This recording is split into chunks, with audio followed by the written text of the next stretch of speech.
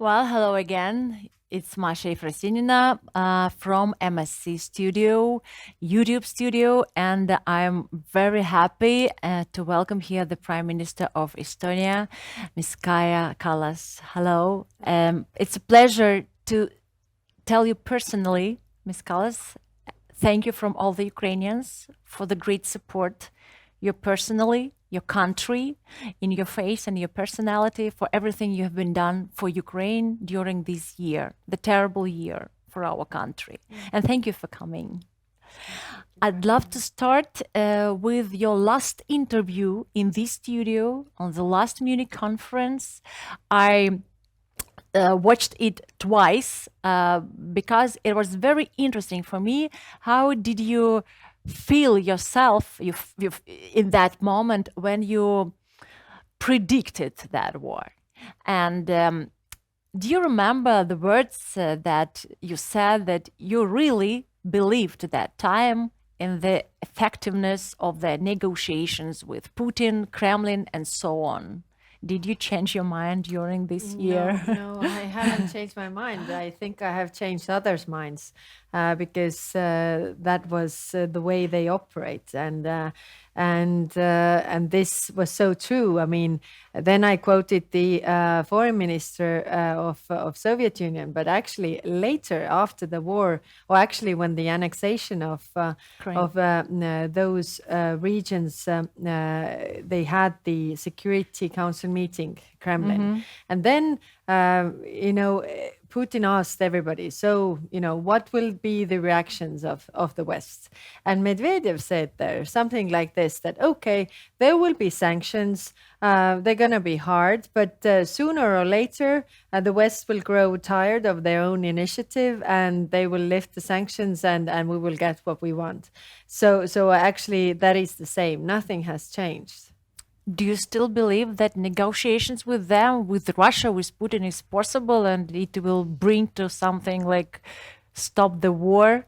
No, I didn't believe it then. I don't believe it now because then it is that you go and attack another country and then you say that, okay, let's draw the line here and everybody stays where they are. But that means that aggression pays off. You have something you didn't have before. And that serves as an invitation to use aggression everywhere. Because nobody can feel safe because it pays off really. I think what we have to work right now is the accountability, not only for the war crimes but also for the crimes of aggression, which is leadership crime really. So this is something to get the clear signal out there that you can't get away with this. But really, you were one of the first, I mean, revolution steps you did. One of the first in Europe who pushed everybody to send us weapons, to talk more about the war and this genocide, which was very close. In a couple of days after the Munich conference, the war began, the big war began, big invasion. Was it really difficult for you to be one of in the minority, of people who really believed that Putin will do genocide with Ukrainian people? If I look back to the last Munich Security Conference, then I remember the discussions we had here in different setups, dinners and occasions we had. I had discussions with very many people, and I remember particularly one discussion where one of very high officials of one country was saying to me that this is not going to happen, and I was saying that I hope you're right. I really do hope that you are right and I'm not, but our intelligence tells otherwise, and unfortunately I was right and he wasn't. So I'm not happy about this. It's just that I would have wanted to believe that it's not possible, and even going to bed on the 23rd of February, I remember I said to my cabinet members that keep your phones on because the war is going to start and we're going to have a government meeting during the night. because we have to start the Article 4 consultations in NATO. And when I woke up at 5, then I mean, going to bed hoping that I'm not right and it's not going to happen, and waking up at 5 and seeing that it is happening, and you just can't believe that in 2022 these things are happening. Could happen. It's unbelievable. It's unbelievable. Even you cannot get used to this living in Ukraine. Absolutely not. No, you can't. But we can't get used to this. Nobody can. I mean, people living in alarm every hour, keeping their children in bomb shelters. It's impossible to get used to this, in spite of the fact that we are continually living. Staying here in Munich this time, do you feel that the mood of all the politicians who didn't believe, who wanted peaceful negotiations, who believed that Putin is not a crazy maniac, and so on, do you feel that these moods have changed? Or you still meet people who say, oh, we can do something, we can fix it, we just need something, blah, blah, blah. What moods are today on this conference? Well, if I look back this year, then first it was very much so that you were right. We should have listened to you. We were naive towards Putin. I heard that so many times.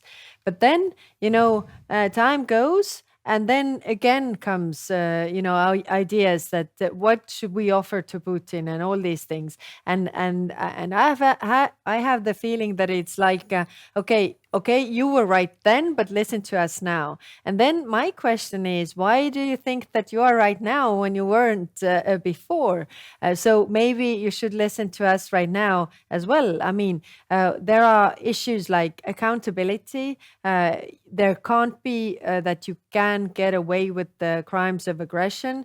Then second is definitely that we are that Ukraine is able to defend themselves. And third is the isolation of Kremlin and Russia on the political international stage. Because so far the message does not get through to Russia, really, and they continue with their imperialistic dreams. If you ask anybody in Ukraine, in the street or somewhere, about this, they will tell you what should happen with Ukrainians, just for the whole Europe and the whole world and West would do more steps, more radical steps. What would you answer for this?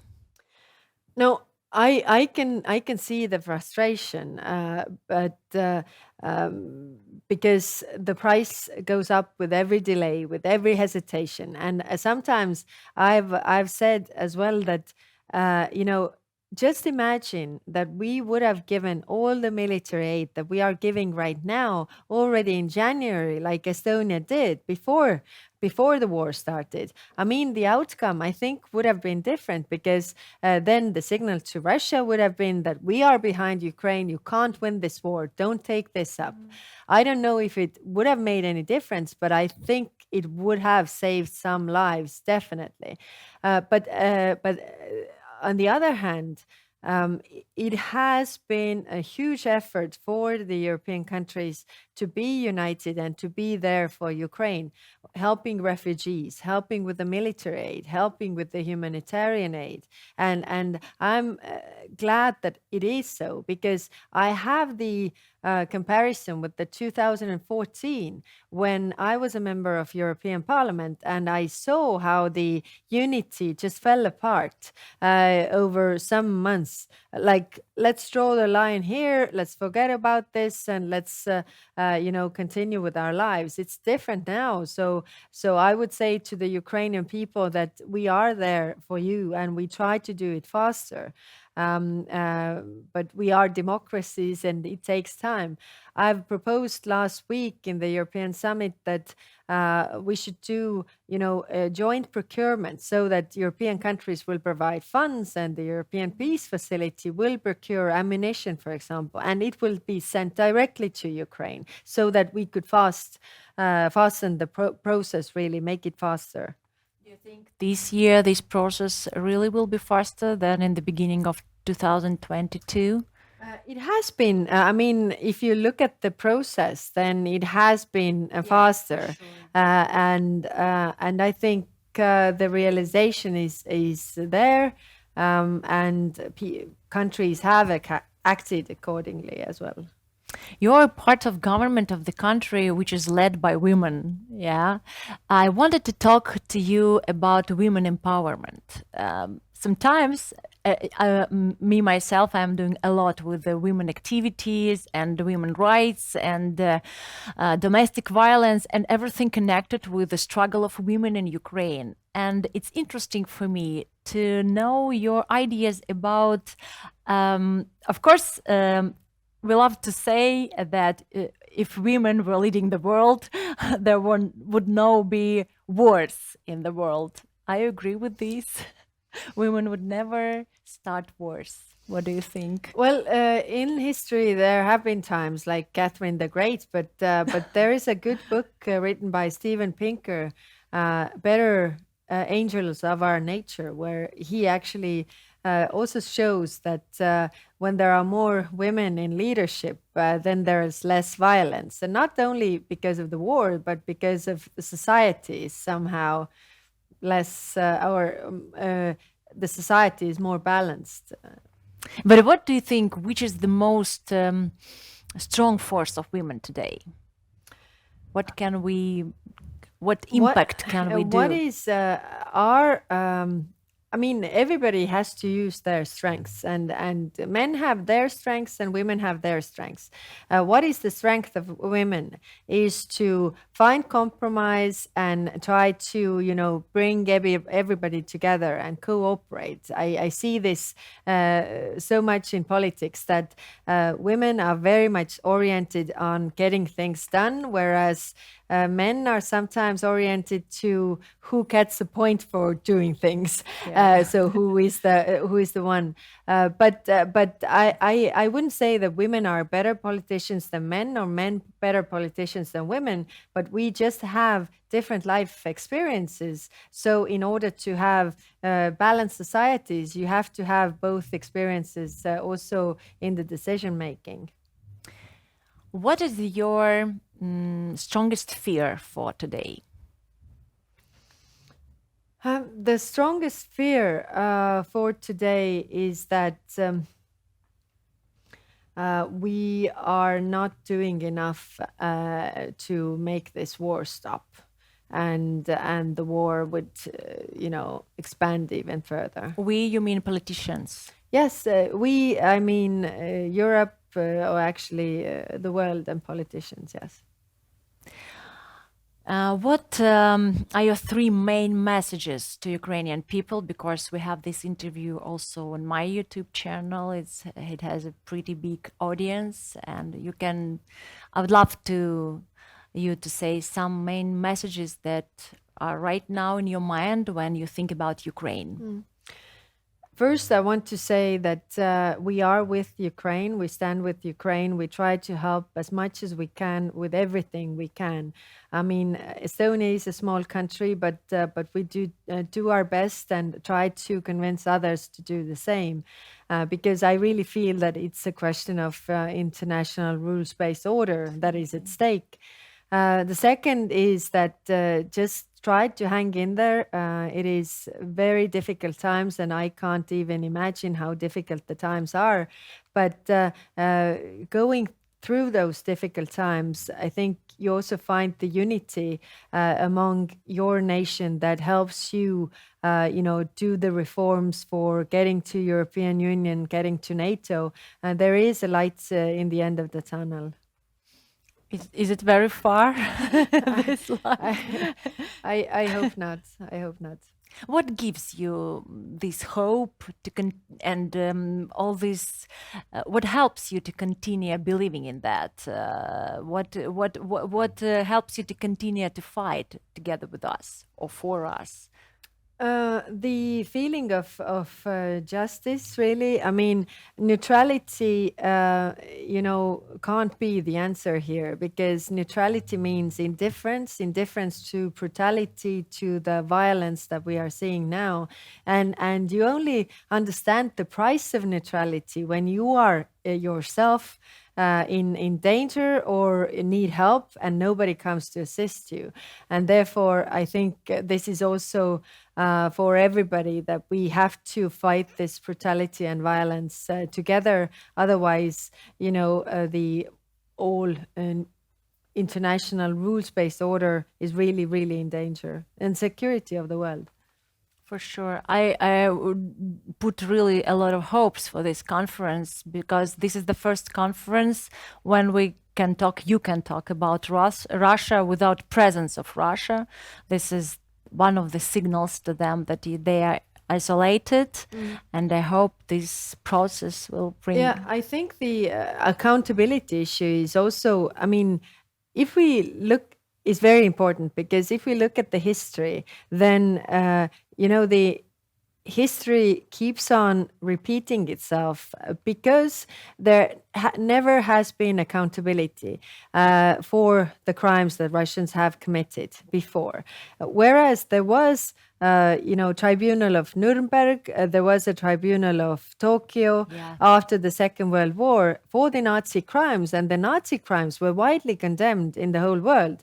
Then there was no tribunal of Moscow, and the communist crimes that were committed in Ukraine, in Estonia, were never tried. So what was the I've been reading about those tribunals a lot, and what is interesting regarding the Nuremberg tribunal, it was that people got the information about those crimes, and they were shocked what the Nazis really did, and I think that the wide world actually does not know, even Europe does not really widely know what the Russians have done, and the Russians don't know this as well. So they can't take the responsibility for the previous crimes, and that's why it just keeps on repeating.